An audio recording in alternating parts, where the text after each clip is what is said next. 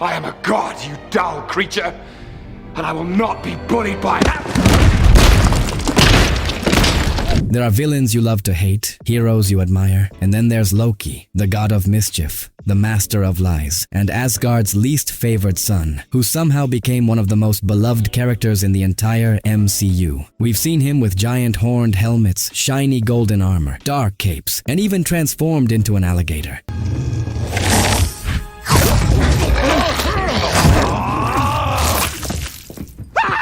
But Loki's true evolution isn't just about costumes or CGI. It's about his personal journey, from a jealous and resentful prince to dying as a hero in his brother's arms and eventually becoming the protector of the multiverse. Before we begin, don't forget to drop a like and subscribe if you haven't already. It helps the channel more than you can imagine. Now let's get started. Thor, 2011. We kick things off in 2011 with Thor. The very first time Loki appeared on the big screen, the movie introduces us to Asgard, a realm of Norse gods, golden effects, and a cocky Thor who's about to inherit the throne. But of course Loki was there, always in the shadows, watching as his brother became Odin's favorite. The story follows Thor being banished to Earth by Odin, while Loki makes a shocking discovery. He isn't Odin's son at all, but the child of Laufey, king of the frost giants. You could have told me what I was from the beginning. Why didn't you? You're my son.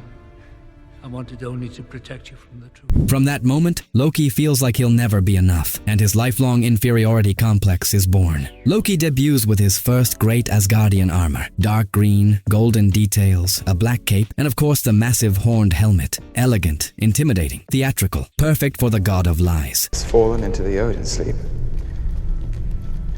Mother fears he may never awaken again. As for the visual effects, Marvel went all in. The Bifrost, the Rainbow Bridge, looked stunning. The Frost Giant's icy powers were impressive for the time, and Loki's illusions gave us a taste of what he could really do. Tom Hiddleston originally auditioned to play Thor, yes, with blonde hair and everything, but director Kenneth Branagh saw something different in him, the perfect mix of intelligence and mischief for Loki. Thanks to that choice, Marvel landed one of its most iconic characters. Here, Loki begins as an insecure god. Learning he doesn't truly belong to Asgard breaks him, and his jealousy toward Thor turns into rage. He's not yet the MCU's big villain, but it's clear his choices come from pain more than pure evil. Why have you done this? To prove to Father that I am a worthy son. The Avengers, 2012. Just a year later, Loki wasn't just a side character anymore. He was the main villain of Marvel's first massive crossover event. In the Avengers, Loki arrives on Earth with an alien army, the Chitauri, determined to conquer the planet using the Tesseract. But Loki isn't alone. Behind him was Thanos, who gave him the scepter with the Mind Stone. The plot is legendary. Marvel's greatest heroes unite for the very first time. Iron Man, Thor, Hulk, Captain America, Black Widow, and Hawkeye team up to stop Loki in the Battle of New York. And of course, Loki relishes every second of being a god who dominates mortals. Kneel before me. I said. His costume here was more spectacular than ever. Green and gold, a long flowing coat, and the massive horned helmet that looked like a satellite dish. This design cemented him as a pop culture icon. The special effects were insane for 2012, from the portal opening over New York to the alien army tearing through the city, and Loki shined with the power of the scepter, controlling minds like Hawkeye's with a simple touch. The famous scene where Hulk grabs Loki and smashes him into the floor became one of the most cheered moments in theaters. I am a god, you dull creature, and I will not be bullied by that. Tom Hiddleston later revealed he had to throw himself onto a crash mat multiple times to get the shot. At this point, Loki fully becomes a villain. He evolves from the jealous brother to someone who believes he has the right to rule all of humanity. But behind his ambition, you can still see his desperate need for recognition, to finally be seen as superior. And that's what makes him so interesting. He isn't evil just for the sake of it. He's searching for the place he's never had. Thor, The Dark World, 2013, a movie many fans consider one of the weaker MCU entries, but for Loki's evolution, it's a key chapter. After being captured in Avengers, Loki begins the film as a prisoner in Asgard, locked up, bitter, and hiding behind arrogance as always. The plot follows Thor fighting Malekith and the Dark Elves, who seek to unleash the power of the Ether, which we later learn is the Reality Stone. While Loki seems out of the action at first, he ends up joining Thor in an uneasy alliance. And of course, it wouldn't be Loki without betrayals and tricks along the way. Loki, now!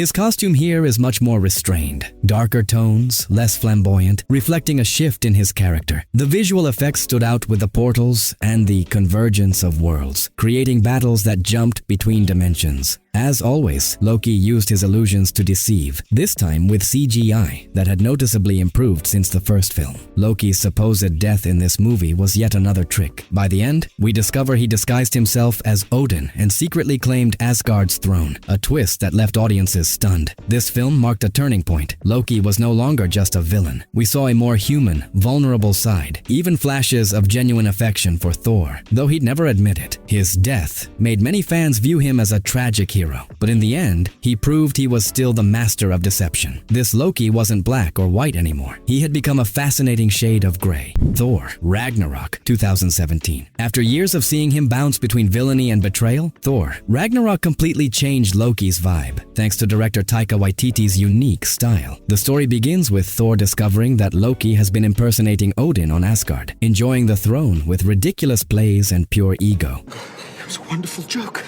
It was indeed hilarious. You are the savior. But soon, the return of Hela, the goddess of death, forces the brothers to work together. The plot is a mix of comedy and cosmic action. Thor and Loki land on the planet Sakaar, where Hulk has become a gladiator, and they must team up to save Asgard from destruction. Loki, as always, flips between ally and betrayer, but this time we see him much more relaxed and fun. Loki switches to a modern, minimalist look, greenish armor with clean lines, less gold flare, and no more horned helmet. More functional than theatrical. Ragnarok was a visual festival, from Sakaar's neon colors to the final battle on the Rainbow Bridge against Hela and her army. Loki shines not just with illusions, but also with comedic moments. The famous Get Help scene, where Thor uses Loki as bait, was improvised. Tom Hiddleston said it was one of the funniest moments to shoot, as they couldn't stop laughing on set. Get help! Please! My brother's dying! Get help! Help him!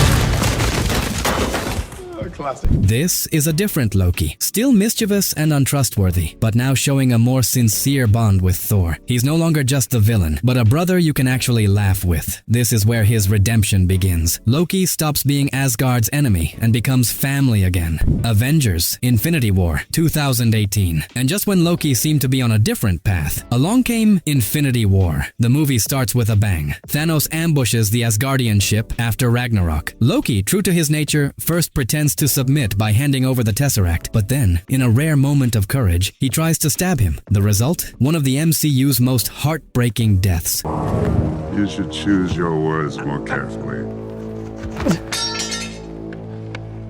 Thanos strangles Loki in front of Thor, coldly saying, "No resurrections this time." Fans in theaters wept as if they'd lost a brother. His costume here is very similar to Ragnarok's, but with a more solemn tone. Dark cape, muted green, stripped of excessive embellishments. It reflected the maturity he had reached. Thanos' attack was brutal. The CGI showcased the Mad Titan's overwhelming power, and Loki's death was shot with such realism, quick, merciless, and inescapable, that it shook audiences deeply. Marvel kept Loki's fate under wraps from most of the cast to preserve genuine shock, and Tom Hiddleston admitted he thought this would be the definitive end of his character.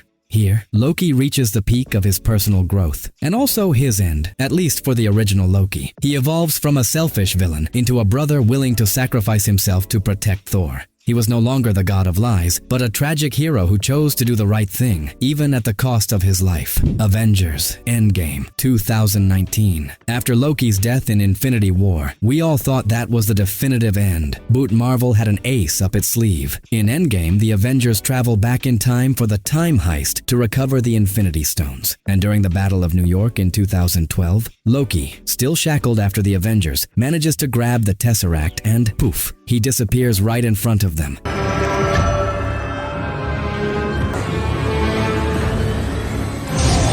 That little move created an entirely new timeline, gifting us a new version of Loki, the 2012 variant. This Loki hadn't lived through the Dark World's uneasy alliance, nor Ragnarok's reconciliation. He was still egotistical, resentful, and power-hungry. Endgame is Loki's reset button. He's back to being the cunning villain, but also sets the stage for a brand new journey. A Loki with a lot left to learn. Loki, 2021 to 2023, Disney Plus series. And now we reach Loki's greatest chapter. So far, the story picks up right after Endgame, with that variant Loki captured by the TVA, the Time Variance Authority. Here, he learns about infinite universes, alternate versions of himself, and a cosmic order even the gods of Asgard never imagined. The plot blends sci-fi with philosophy. What does it mean to be free? Can you change your destiny? Or is everything already written? Loki shifts from wanting to conquer to questioning who he really is. Along the way, he meets Sylvie, another Loki variant, who becomes key to his growth. Costume-wise, he starts off in the TVA's dull beige uniform. Later, he reclaims a darker, practical outfit without the horned helmet. How do you plead?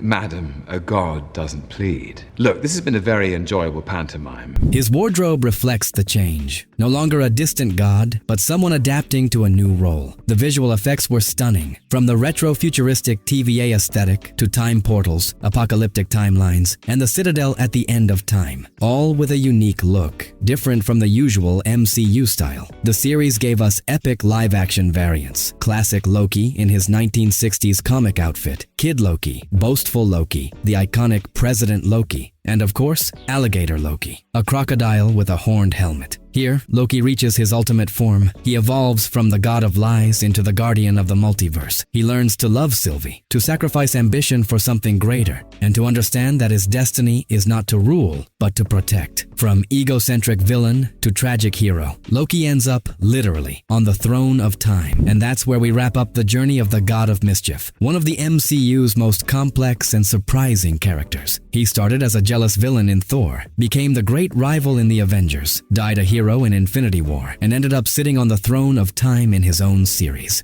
If Loki has taught us anything, it's that no matter how many times you fall, you can always reinvent yourself. Now tell me in the comments, which version of Loki was your favorite? And if you enjoyed this video about his evolution, don't forget to like, subscribe, and hit the notification bell, because I've got more character evolution videos coming, like Thor and many others. See you in the next video.